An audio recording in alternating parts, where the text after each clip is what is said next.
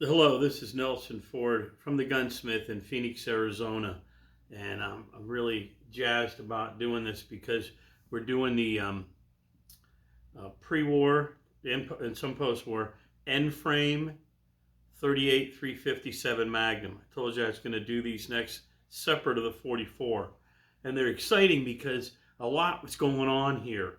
It first came out as the standard heavy duty 1930. And the reason they did this is because they were having a hard time getting through bulletproof vests and car doors and glass. And the 38 specials that they had traveling at 750 feet per second weren't doing it. So they started loading the super police ammunition, super high velocity ammunition. Military ordered M41, they ordered tracer, they ordered all kinds of cool stuff. But the magic number was 1,000 feet per second. And the regular cylinder on the Colt officer's model and the Smith and Wesson K-frame was not going to cut it. I mean, you were going to do damage to those guns. The metallurgy wasn't that good in them, and they weren't prepared. Those guns weren't ready for that kind of pressure. The K and the K-frame and the officer's model, I still don't think they are. Officer's model, not ACP, officer's model revolver. At any rate, they had these 44 frames already in existence from 1906 or 7, and great stuff. Lots of cylinder, lots of room, and they thought, why don't we put the 38 special on this cylinder and we can hype it up. And 1930, they came out with it. Right then and there, they called it the 3844 ammunition, meaning it's 38 cal on a 44 frame. There's something we should clarify about 38 caliber. The case is 3.801 to 3.809. It's a slight taper. And that's where they got 38 for those guns, 38 cal. It's the case, the cartridge case. But the bullet diameter was really 356, 357. They started running high velocities in 1930 in the 38-40 gun, or the 38 heavy duty. The problem was the ammunition was making its way into smaller guns and loosening them up and doing damage and splitting forcing cones. And so they had to figure out what to do. Prior to that, I'm getting ahead of myself. They did come out in 1931 with a target model, and they called it the 3844 Outdoorsman. What a great gun. A little heavy, but to handle the cartridge well, Ed McGivern loved these things. And he set his speed records with them that Mikulik is chasing down. But in 9/20ths of a second, he would shoot a group you could cover with a silver dollar at 20 feet. I mean, that's a real feat. And he did it with these guns. And he used timing equipment from, I can't remember, but it's in his book, Fast and Fancy, the timing equipment. The next step, because this 1930, 1931, the target model, and only 4 years later, they came out with the registered model. This is a 357 Magnum registered model. And by the way, Phil Sharp, who is French, and others developed the cartridge. And I think Keith wanted it to resemble the diameter of the cartridge, the diameter of the bullet, which would have been 357. First time we've used 357 publicly in catalogs addressing a firearm. Magnum, everyone thinks Magnum, dirty, hairy, powerful, cool stuff. But Magnum is really a large champagne bottle in France. When you said, bring us the Magnum, it would usually be for a large table. And they would bring it in some sort of a cask that rotated or whatever, and you could pour from a swivel thing. So nobody was having to hold the bottle. And the cartridge case is 1/10 of an inch. I Yeah, that's my memory speaking. It's an eighth of an inch longer. I was told it was a tenth of an inch years ago, and I've carried that in my head forever. It's an eighth of an inch longer than a 38 special. And the reason they did that is they knew they were going to run the pressures up real high. They wanted to exceed 1,500 feet per second in the registered model Magnum. And they did by just a few feet per second, but they did it. I think they kept dropping in powder till they hit the number they wanted. But these cylinders were made harder, these frames were made stronger, and these guns were made to handle it. That's pretty exciting. This is actually marked REG in the crane, or yoke. Smith calls it a yoke, Colt calls it a crane. Ruger has another name for it. But these are magical. They made, let's start with the first one, the 38 Outdoorsman. They made 11,000 of the fixed sight models. They made 4,700 of the target models, the Outdoorsman model. So that makes a total of about 16,000 of those guns total. They made 5,500 of the registered models, but they made closer to 7,000 357s before the war. In the last 1,400, oh, by the way, the Outdoorsman target is rarer than the Magnum, the registered Magnum at 5,500. So they decided that you had to special order these guns. You can get whatever barrel length you wanted. They had 6 or 7 different sights available for them. You could have them sighted in at different ranges. There was a certificate called the registration, and that's where they got the registered model. But they cranked out another 1,400 357s that were not registered models, and they're rare. You would think they would be more, but the registered models, I had a guy in my store named Richard explain to me, remember, these were just cranked out in the different barrel lengths and whatever they decided to make and shipped out. The registered models, you got a document, people ordered unusual barrel lengths. You could say you wanted 3 1/10 inch, and they'd make it, and they'd put whatever sights, there were 6, 7 different sights you could put on them. This has a king sight in the front. But that's what he says, why they're so worth so much. The registered Magnums are special. But this is a non-registered, one of the last 1,400 before the war started. And then, of course, when the war started, everything's over with. And they're just doing military production. And then after the war, like I said on the 44 special Smiths, they had to use up frames and cylinders that were made for the long actions. I presented this as a pre-war. Can't tell the difference because it's still got the long action in it.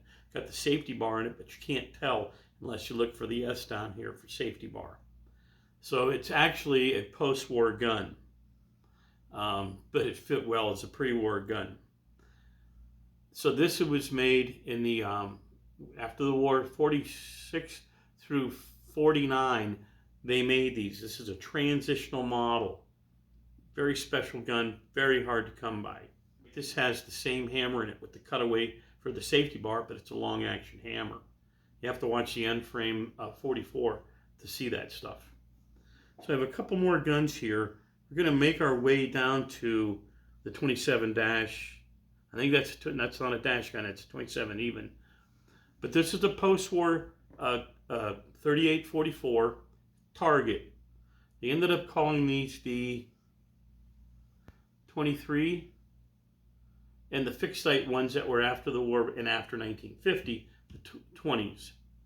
The 44 was the 21, and the target was the 24.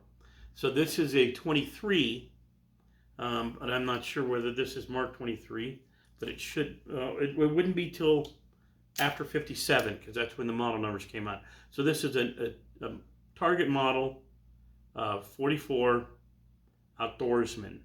model of 1950, 38 Special Outdoorsman.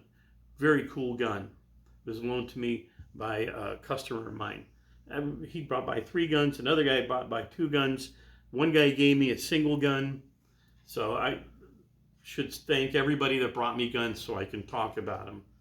This gets us sort of up to date. This is a pre-model 27 or 27. It's a 27 no dash, so it has the doesn't have the bug screw up here because it's after 1956, but it's before 1961 November, so it has the screw up front in front of the trigger guard. And I should mention that, you know, the registered model has a checkered top, checkered barrel, etc.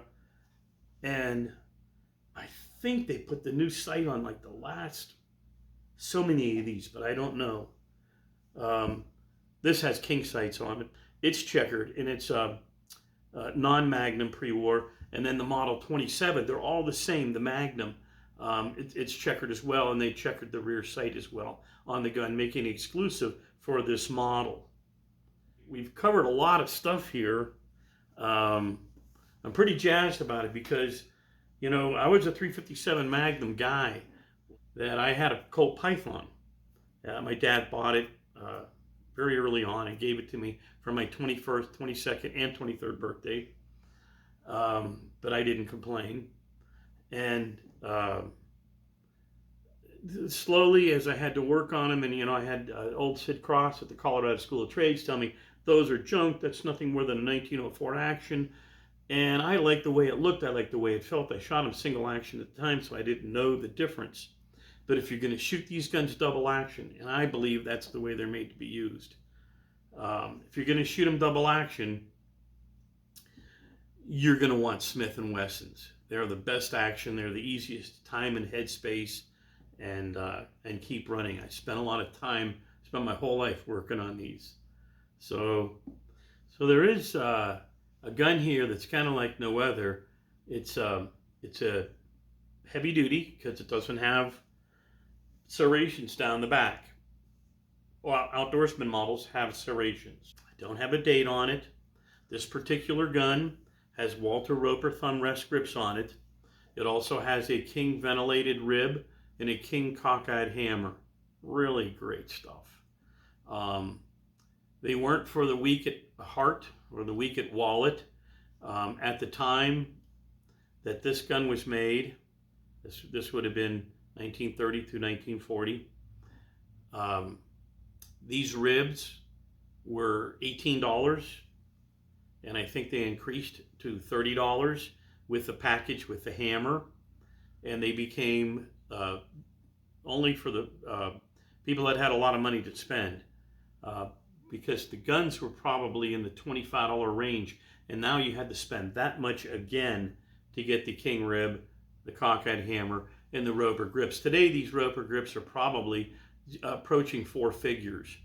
But this is a King Super Target. They were made in San Francisco in the 30s. And there were some made after the war. I can usually spot them. I think they were good for a couple of years, but by 1950, you know, Ricky Sight Company bought some of the parts, and the parts started getting scattered. And I think people were taking parts out of there. My wife was a good sport. For our honeymoon in '84, we went to San Francisco, and Bob Chow was still operating in San Francisco. I believe he won in the 1946 Olympics for America. He worked for, you know, the King Sight Company, and he was left with all kinds of parts. And we flew into San Francisco, visited him. I have pictures of Bob Chow and myself in front of his store. And then my wife and I got in the car and we went to Yosemite, the Ahwahnee at Yosemite. And then we went up to French Gulch and wherever else, and then we went back to Phoenix. I hope you've enjoyed seeing this King Super Target. They're out there. They used to be inexpensive, but they're getting really expensive now. There are a couple of things that I should really elaborate on. And I'll tell you what did it. I'm looking down over the table here, and I see this smooth back. 6 groove back. One, the 27, that before 1961, but after 1960. And it has 8 grooves. In 1960, they went to 8 grooves down the back of the receiver. And I don't know how many people know that, but when they pick them up, the 8 and 6, they don't look enough different that anybody's going to look at them and say, hey, check that out. But if you see them next to each other, this is a 1950 38 Outdoorsman, and you can see 8 grooves, 6 grooves. Pretty cool. So the 8 grooves go back on the Target stuff. Geez. This is a 1931, and it's grooved because it's a Target model, so at least back that far. The 44s probably carried the same thing because the 38, 44, that's what they call these 38 44s, and the 44 hand ejector share numbers and share changes. And so, of course, we don't have the early no extractor rod housing because that would have been prior to Wolf and Clark, 1928. And so these are 1930 and on, so we have that protection. The other thing I should remember or remind you guys of is there are 2 screwdrivers pre-war that came with Smith and Wessons in the box, and they're approaching $1,000 now. It's crazy. A little tiny screwdriver. The small screw on the pre-war sight required a small bladed screwdriver, and that's the first one you're going to find. But 1940, I think the first with the new sight was the K22 Outdoorsman. They never made a fixed sight pre-war K20 or pre-war K22, but it was the first to go to the new sight. That is the new sight right there that we know today. It's still on the guns today. Great micrometer click sight. It's not spring loaded. It won't bounce around in there. It's actually on it. The sight has a tube at the bottom of it. The screw goes through there, and you lock a nut on the other side, and people get upset because they have to take them to a smith and have them done. They try to do them at home. They break, and they lose the plunger and spring. Small price to pay for a true micro click sight.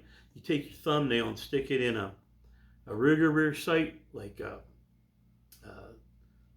Blackhawk, Super Blackhawk, and you put your thumb on there and you grab that blade and push it to the left, and it's spring loaded. It moves. You do that with a Colt Python, it's spring loaded. It moves.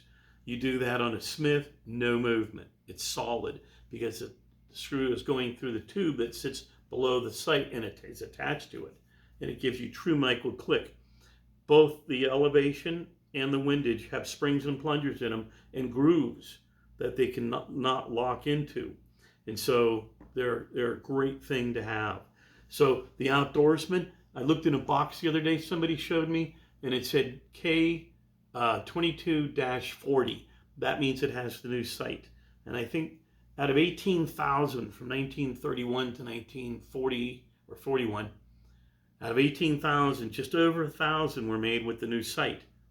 And that also happened, not with the registered model, but with the non-registered model, when they were continuing to make them right up next to World War II before we got into it, they got the new sight as well. And I haven't seen one, but I understand they're out there. So if somebody's got one, bring it to me and I'll do a presentation with one. That covers the backstrap and the sights and the little screwdrivers. If you have any questions or comments, leave them in the comment area. I always try to answer as many as I can. I hope you've enjoyed seeing all these cool guns here, because I have. See you next time.